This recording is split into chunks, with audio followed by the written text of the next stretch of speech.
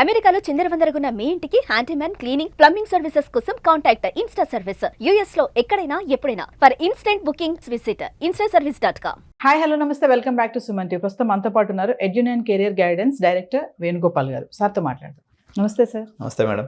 Sir, ఇప్పుడు అమెరికాలో ఉన్నటువంటి మన ఇండియన్ సాఫ్ట్వేర్స్ పరిస్థితి ఎలా ఉంది? మన ఐటీ జాబ్స్ అసలు ఉంటాయా పోతాయా అంటే మీ అనాలిసిస్లో ఏం చెప్తారు సార్? మేడం, ఇప్పుడైతే ట్రంప్ అయితే అడ్మినిస్ట్రేషన్ అయితే స్టార్ట్ అయిపోయింది. మనకి జనవరి నుంచి ఆయన ప్రెసిడెంట్గా ప్రమాణ స్వీకారం చేసిన తర్వాత అమెరికాలో పెనుమార్పులు వస్తాయని చెప్పాలి. ఎందుకంటే డొనాల్డ్ ట్రంప్ అనే వ్యక్తి బిజినెస్ ఫ్రెండ్లీగా ఉంటాడు అండ్ ఇమ్మిగ్రెంట్ యాంటీగా ఉంటాడు.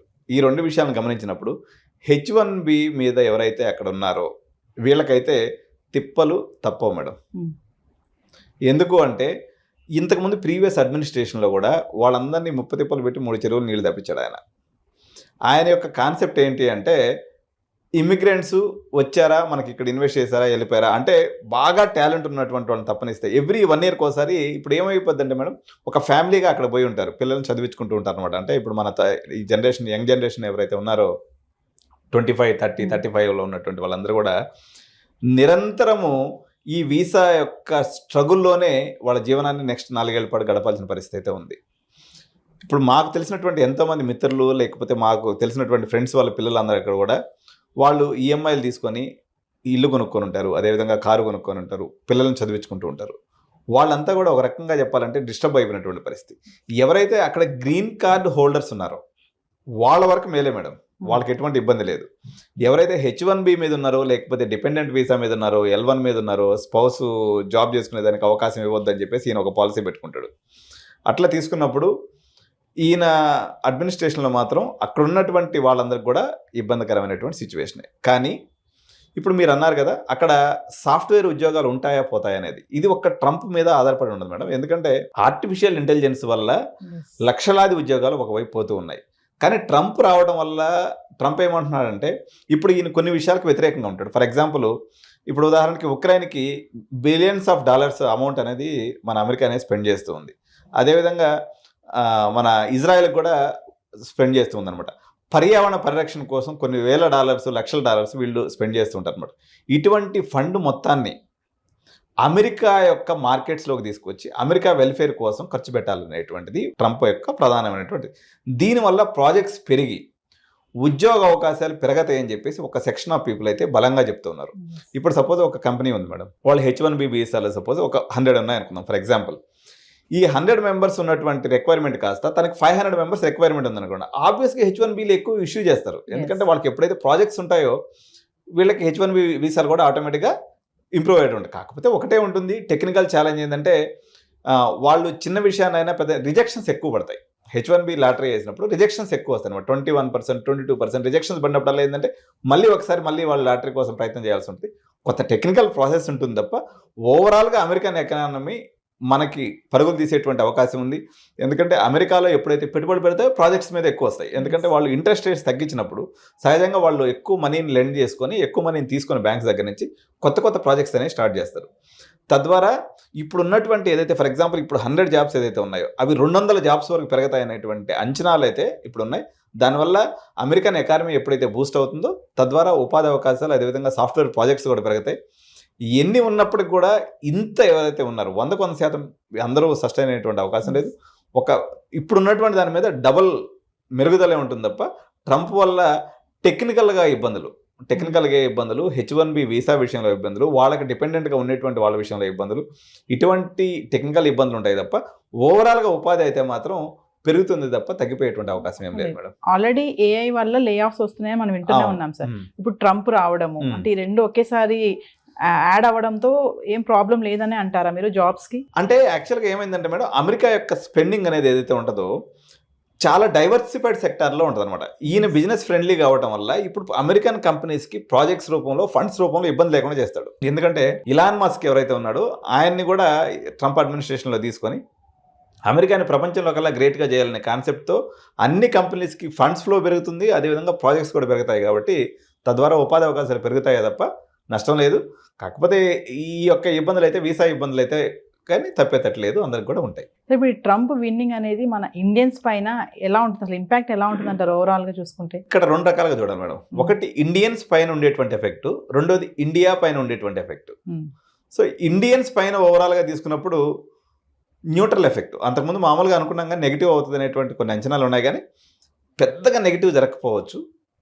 కానీ ఓవరాల్గా ఇండియా మీద చూస్తే మాత్రం ఏ రకంగా తీసుకున్నా ట్రంప్ వల్ల మనకు చాలా లాభాలే. ఎందుకంటే ఓవరాల్గా ఇండియన్ ఎకానమీ డెవలప్ అవ్వాలి అన్నట్లయితే మనకి నియరెస్ట్ కాంపిటేటర్ వచ్చేసి చైనా మేడం. అతనికి చైనా అంటే సుతరాము పడదు.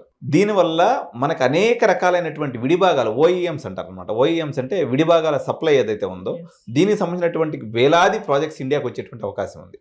దీనివల్ల మన ఇండియాలో పర్టికులర్గా మెకానికల్ చదువుకున్నటువంటి విద్యార్థులకి, లేకపోతే ఏరోస్పేస్లో చదువుకున్నటువంటి విద్యార్థులకి, ఏరోనాటికల్ చదువుకున్నటువంటి విద్యార్థులకి వీళ్ళందరికీ కూడా ఉపాధి అవకాశాలు వస్తాయి. కానీ వేరే సాఫ్ట్వేర్ పరంగా తీసుకున్నప్పుడు కొంత ఇబ్బంది. ఎందుకంటే ఈయన ట్యాక్స్ అనేది ఇంపోర్ట్స్ మీద విపరీతంగా పెంచుతానని అంటున్నాడు. ఈ ట్యాక్స్ ఇప్పుడు మనం తయారు చేసేటువంటి సాఫ్ట్వేర్లో దాదాపు 70% సాఫ్ట్వేర్ ఎక్స్పోర్ట్ టు అమెరికా అనమాట.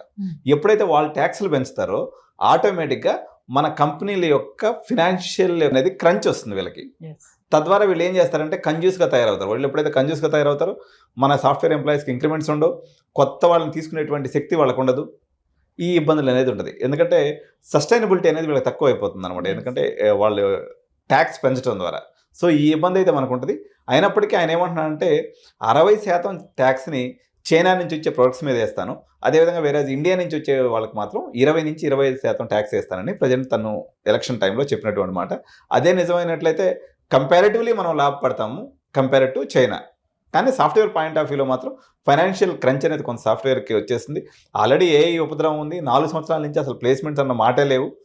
దానికి తోడు ఇదిగానే యాడ్ అయింది అన్నట్లయితే కంపెనీస్ యొక్క ఆర్థిక సౌలభ్యం తగ్గిపోయి మన ఇక్కడ లోకల్గా ఉన్నటువంటి సాఫ్ట్వేర్ ఎవరైతే చదువుతున్నారో విద్యార్థులకు మాత్రం డెఫినెట్గా వీళ్ళకైతే కొంత ఇబ్బంది జరిగేటువంటి అవకాశం అయితే ఉంది మేడం. అంటే సార్ ఇప్పుడు వలసగా వెళ్తారు కదా, ఇమిగ్రెంట్స్ ఉంటారు, ఇల్లీగల్ గా వెళ్తారు కదా, వాళ్ళపైన బాగానే ఇప్పుడు స్ట్రిక్ట్ గా ఉంటుందంటారా? 100% స్ట్రిక్ట్ గా ఉంటుంది మేడం. ఆయన ఇల్లీగల్ ఇమిగ్రేషన్ విషయంలో చాలా, అంటే ట్రంప్ యొక్క సహజ స్వభావం ఏంటంటే నోటికి ఎంత మాట వస్తే అంత మాట అంటారు అనమాట. ఆయన ఈ మధ్య ఒక మీటింగ్లో చెప్తూ వాళ్ళు పిల్లులు తింటారు, కుక్కలు తింటారు, వాళ్ళు అసలు మనుషులు కాదన్నట్టుగా మాట్లాడతారు. అంటే ఇల్లీగల్ ఇమ్మిగ్రెంట్స్ అనే మాటే తనకు ఒక నచ్చనటువంటి మాట. మెక్సికో గోడ కడతానంటాడు ఎంతసేపుకి, ఆ నుంచి ఎవరిని రాని అంటాడు.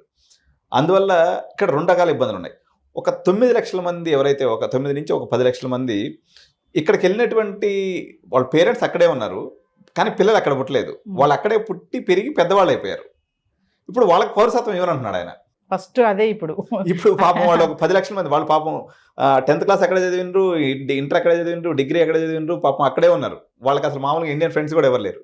కానీ ఇప్పుడు వాళ్ళు ఏంటంటే వాళ్ళు అమెరికన్ సిటిజన్స్ కాదు అంటున్నారు. అంటే యాక్చువల్గా ఇండియన్స్ ఎప్పుడు కూడా పెద్దగా ఇల్లీగల్ ఇమిగ్రేషన్ చేయరు మేడం. వాళ్ళు జనరల్గా ఏంటంటే పాకిస్తానీస్, బంగ్లాదేశ్, తర్వాత వీళ్ళు ఆ మెక్సికో బార్డర్లో పోయేసి సల్లంగా దూరి లోపలికి వెళ్ళిపోతుంటారు తప్ప ఇండియన్ ఇల్లీగల్ ఇమిగ్రెంట్స్ ఓవరాల్గా మనం తీసుకున్నప్పుడు ఇట్లాంటి వాళ్ళు ఉన్నారు. ఎవరు అక్కడే పిల్లలు పుట్టకుండా, మామూలుగా అమెరికాలో పౌరసత్వం ఎట్లా ఉంటుందంటే ఒకవేళ ఈమె ప్రెగ్నెన్సీతో పోయి అక్కడ పాప లేకపోతే బేబీ పుట్టింది అనుకోండి, వాళ్ళకి బై డిఫాల్ట్ అమెరికన్ సిటిజన్షిప్ అనేది వచ్చేస్తుంది.